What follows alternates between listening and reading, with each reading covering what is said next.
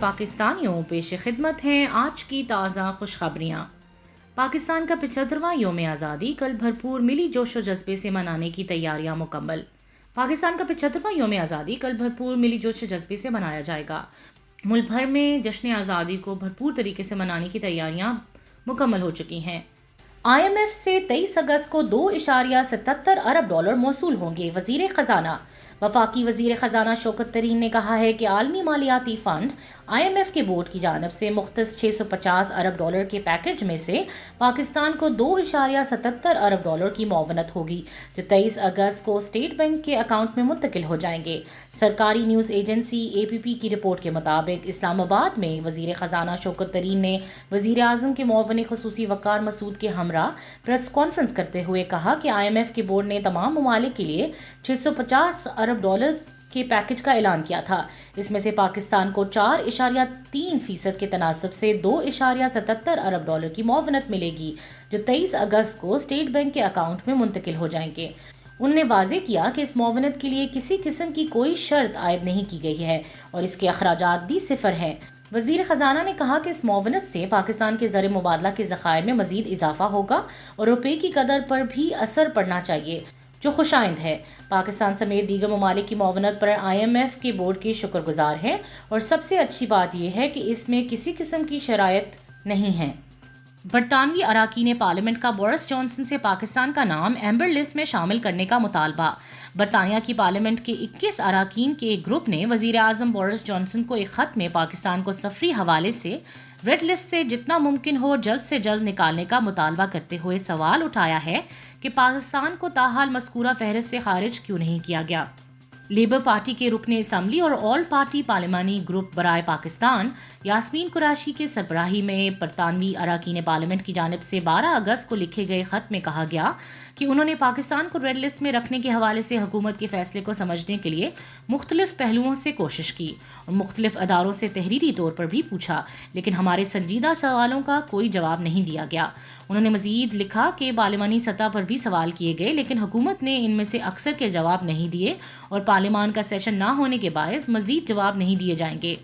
خط میں کہا گیا ہے کہ جب ایشیائی خطے کے دیگر ممالک کو ایمبر لسٹ میں رکھنے کے لیے 5 اگست کو اعلان کیا گیا تو ہم میں سے اکثر نے حکومت سے پوچھا تھا کہ پاکستان کو فہرست میں شامل نہ کرنے کی کیا وجوہات ہے، اس کے پیچھے منطق کو سمجھنے کی کوشش بھی کی۔ مزید کہا گیا کہ برطانوی حکومت کے عہدیداروں کے ساتھ ابتدائی گفت و شنید میں کہا گیا تھا کہ پاکستان کی جانب سے جون اور جولائی کا مواد فراہم نہیں کیا گیا اور ویکسینیشن کی شرح بھی اس قدر زیادہ نہیں جو درکار ہے۔ برطانوی اراکین پارلیمنٹ نے خط میں لکھا ہے کہ لندن میں پاکستانی ہائی کمیشن اور پاکستان کے دیگر عہدیداروں سے بات کرنے کے بعد یہ واضح تھا کہ جون اور جولائی کا اپ ڈیٹ مواد joint committee on vaccination and immunisation اور foreign commonwealth and diplomat office اور حکومت برطانیہ کو فراہم کر دیا گیا تھا۔ خط میں کہا گیا کہ پاکستان کو ریڈ لسٹ میں برقرار رکھنے کے حوالے سے بھی پبلک ہیلتھ میسیجنگ میں بھی بڑی کنفیوژن پھیلائی جا رہی ہے۔ وزیر اعظم کے معاون خصوصی برائے صحت ڈاکٹر فیصل سلطان کی حکومت برطانیہ کو لکھے گئے خط کا بھی حوالہ دیا گیا کہ عہدیدار نے پاکستان کی کورونا کے بارے میں حکمت عملی پر تفصیلی وضاحت پیش کر دی ہے۔ رکن پارلیمنٹ یاسمین قریشی نے لکھا کہ پاکستان کو ایمبر لسٹ میں شامل کرنے سے اس مشکل وقت میں خاندانوں کو ملنے اور طلباء کے لیے مدد ملے گی۔ وفاقی وزیر انسانی حقوق شیری مزاری نے برطانوی اراکین پارلیمنٹ کی جانب سے پاکستان کے لیے آواز اٹھانے اور حکومت کو خط لکھنے پر شکریہ ادا کیا۔ شیری مزاری نے 5 اگست کو برطانیہ کی حکومت کے اس فیصلے کی مذمت کی اور اس پر سیاست کرنے اور پاکستان کو نشانہ بنانے کا الزام لگایا۔ پشاور ایئرپورٹ پر ریپڈ PCR ٹیسٹ کی سہولت فراہم کر دی گئی۔ پشاور سے متحدہ عرب امارات جانے والے مسافروں کے لیے بادشاہ خان انٹرنیشنل ایئرپورٹ پر ریپڈ PCR ٹیسٹ کی سہولت فراہم کر دی گئی ہے۔ ایئرپورٹ انتظامیہ کا کہنا تھا کہ ایئر عربیہ کی پرواز سے شارجہ جانے والے تمام مسافروں کے ریپڈ PCR ٹیسٹ کیے گئے۔ ان کا کہنا تھا کہ ٹیسٹ کے بعد ایئر عربیہ کی پرواز G9 557 کے ذریعے 225 مسافر روانہ ہوئے۔ ایئرپورٹ کے مینیجر کا کہنا تھا کہ Peshawar airport rapid PCR test کی سہولت فراہم کرنے والا سیالکوٹ کے بعد دوسرا پاکستانی ایئرپورٹ بن گیا ہے۔ ان کا کہنا تھا کہ مسافروں کو پرواز سے 4 گھنٹے قبل ایئرپورٹ پہنچنے کی ہدایت کی گئی تھی۔ ڈائریکٹر جنرل DGCAA کی ہدایت پر نجی لیبارٹری کو ایئرپورٹ پر ٹیسٹ کی اجازت دی گئی ہے۔ آئرلینڈ میں ویکسینیشن کے لیے 12 سے 17 سال کے بچوں کی رجسٹریشن کا آغاز۔ آئرلینڈ میں کورونا وائرس ویکسین کے لیے 18 سال سے کم عمر بچوں کو بھی شامل کرنے کا فیصلہ کرتے ہوئے 12 سال سے 17 سال کے بچوں کی رجسٹریشن شروع کر دی گئی۔ رپورٹ کے مطابق بچوں کو ویکسین کے لیے آن لائن یا سینٹر میں جا کر رجسٹریشن کے لیے والدین یا سرپرست کی رضامندی ضروری ہوگی۔ کرکٹ کو سپورٹ کرنے کے لیے کشمیر پریمیئر لیگ میں آیا ہوں، ہرشل گبز۔ سابق جنوبی افریقن کرکٹر ہرشل گبز نے کہا ہے کہ میرا سیاست سے کوئی لینا دینا نہیں اور بھارتی کرکٹ بورڈ کھیل میں سیاست کو لے کر آیا۔ میں کرکٹ کو سپورٹ کرتا ہوں اور اسی لیے کشمیر پریمیئر لیگ میں آیا ہوں۔ ایک نیوز پروگرام سے گفتگو کرتے ہوئے ہرشل گبز نے کہا کہ میں پہلی بار کشمیر کے علاقے میں آیا ہوں، یہ بہت ہی خوبصورت مقام ہے۔ اگر آپ کبھی سوئٹزرلینڈ گئے ہیں تو یہ سمجھ سکتے ہیں کہ یہ مقام اور سوئٹزرلینڈ میں کتنی مواصلت ہے، یہاں خوبصورت پہاڑ اور ندیاں ہیں۔ انہوں نے کہا کہ میں کرکٹ کی وجہ سے دنیا کے جن خوبصورت ترین مقامات پر گیا، یہ ان میں سے ایک ہے اور میں خوش قسمت ہوں کہ مجھے یہاں آنے کا موقع ملا اور کشمیر پریمیئر لیگ سے بھرپور لطف اندوز ہو رہا ہوں۔ کشمیر پریمیئر لیگ میں شرکت کے سلسلے میں بھارت کی جانب سے دی گئی دھمکی کے حوالے سے گفتگو کرتے ہوئے سابق جنوبی افریقن اوپنر نے کہا کہ بدقسمتی ہے کہ بی سی سی آئی کے سیکرٹری جے شاہ نے جنوبی افریقہ کے director of cricket gram Smith کو خط لکھا کہ مجھے لیگ میں شرکت سے باز رکھا جائے، اور سمتھ نے مجھے یہ پیغام پہنچایا جس پر مجھے بہت ہی حیرت ہوئی۔ جنوبی افریقہ کی نمائندگی کرنے والے ہرشل گبز نے مزید کہا کہ دنیا بھر میں سفر کرتا رہا ہوں اور کبھی بھی بی سی سی آئی نے مداخلت نہیں کی، لیکن یہ پہلا موقع تھا کہ انہوں نے مداخلت کی جس پر مجھے بہت مایوسی ہوئی۔ میرے بھارت میں بھی بہت سے دوست ہیں، لیکن اسی طرح میرے پاکستان میں بھی بہت سے دوست ہیں۔ میرے لیے کرکٹ سب سے اہم ہے اور سیاست سے کوئی لینا دینا نہیں۔ کشمیر پریمیئر لیگ میں اوورسیز وارئرز سے منسلک سابق جنوبی افریقن کرکٹر نے کہا کہ میں اپنا باس خود ہوں اور جب کبھی بھی مجھے دنیا میں کرکٹ کے حوالے سے کوئی موقع میسر آتا ہے تو میں اس سے مستفید ہوتا ہوں اور بہت خوش ہوں کہ میں نے کشمیر پریمیئر لیگ کے حوالے سے یہ فیصلہ کیا۔ ان کا مزید کہنا تھا کہ مجھے گرام سمتھ کی جانب سے رابطہ کیے جانے پر حیرت ہوئی کیونکہ میں کسی بھی حیثیت میں کرکٹ جنوبی افریقہ سے اب منسلک نہیں ہوں، نہ ہی میرا کوئی معاہدہ ہے، لہٰذا میں کسی کو بھی جواب دہ نہیں ہوں۔ بلکہ گرام سمتھ کو بھی بھارت کی یہ بات کافی مضحکہ خیز لگی ہوگی اور وہ اس پر حیران بھی ہوئے ہوں گے۔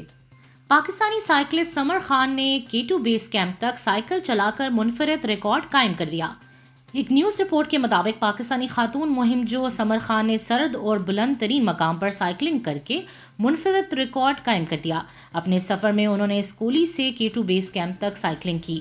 واضح رہے کہ سمر خان بلند ترین مقام پر سائیکلنگ کرنے والی پہلی پاکستانی خاتون ہیں۔ سمر خان 4500 میٹر بلند بیافو گلیشیئر پر سائیکلنگ چلانے والی دنیا کی پہلی خاتون سائیکلسٹ کا ریکارڈ بھی بنا چکی ہیں۔ پاکستانی طلباء نے 1 منٹ میں 50,000 پودے لگا کر بھارت سے عالمی ریکارڈ چھین لیا۔ پاکستان نے ایک اور محاذ پر بھارت کو شکست سے دوچار کر دیا۔ گجرانوالہ میں اسکول کے طلباء نے 1 منٹ میں 50,000 پودے لگا کر بھارت سے عالمی ریکارڈ چھین لیا۔ گجرانوالہ کی طلباء نے ایک نیا عالمی ریکارڈ قائم کر دیا۔ 13,000 طلباء نے 50,000 پودے لگائے اور یہ حیرت انگیز کارنامہ انہوں نے محض 1 منٹ میں سر انجام دیا۔ اس سے قبل یہ ریکارڈ بھارتی طلباء نے 1 منٹ میں 37,000 پودے لگا کر قائم کیا تھا۔ اسلام آباد میں جشن آزادی کے موقع پر آزادی کپ 2021 چیس چیمپئن شپ کا کل سے آغاز۔ اسلام آباد چیس ایسوسی ایشن، پاکستان اسپورٹس بورڈ، اسلام آباد اسپورٹس بورڈ اور چیس ایسوسی ایشن آف پنجاب کی جانب سے آزادی کپ 2021 کا انعقاد اسلام آباد میں کل سے کیا جا رہا ہے۔ اس ایونٹ کو AU پاکستان کی جانب سے اسپانسر کیا گیا ہے اور مارکوم اس کے کمیونیکیشن پارٹنر ہے۔ یہ ایونٹ 2 دن جاری رہے گا جس میں ملک بھر سے چیس چیمپئنز شرکت کریں گے۔ کراچی میں جشن آزادی کی مناسبت سے سندھ رینجرز کے زیر اہتمام آزادی کرکٹ میچ۔ ترجمان رینجرز کے مطابق کراچی میں جشن آزادی کی مناسبت سے سندھ رینجرز کے زیر اہتمام آزادی کرکٹ میچ کا انعقاد کیا گیا۔ تقریب کے دوران کووڈ SOPs کو ملحوظ خاطر رکھا گیا۔ Corps commander Karachi lieutenant general Nadeem Ahmed Anjum نے آزادی کرکٹ میں بطور مہمان خصوصی شرکت کی۔ DG rangers Sindh major general Iftikhar Hassan Chaudhry, cricket اور شوبز کے سٹارز نے بھی شرکت کی۔ میچ شوبز 11 اور محافظ 11 کے درمیان کھیلا گیا۔ محافظ 11 آرمی، رینجر اور پولیس کے کھلاڑیوں پر مشتمل تھی۔ شرکا نے سربز ہلالی پرچم لہرا کر پاکستان سے محبت کا اظہار کیا اور کھلاڑیوں کی خوب حوصلہ افزائی کی۔ ٹویٹر نے اپنی ویب سائٹ کو ری ڈیزائن کر دیا۔ اگر سماجی رابطے کی ویب سائٹ ٹویٹر آپ کو کچھ بدلی ہوئی نظر آ رہی ہے مگر تبدیلی سمجھ نہیں آ رہی تو یہ آپ کی آنکھوں کا دھوکہ نہیں۔ در حقیقت ٹویٹر نے 11 اگست کو اپنی ویب سائٹ کا نیا ڈیزائن متعارف کرا دیا ہے۔ آج کے لیے بس اتنا ہی، انشاءاللہ پیر کو تازہ خبروں کے ساتھ پھر حاضر ہوں گے۔ پاکستان زندہ باد۔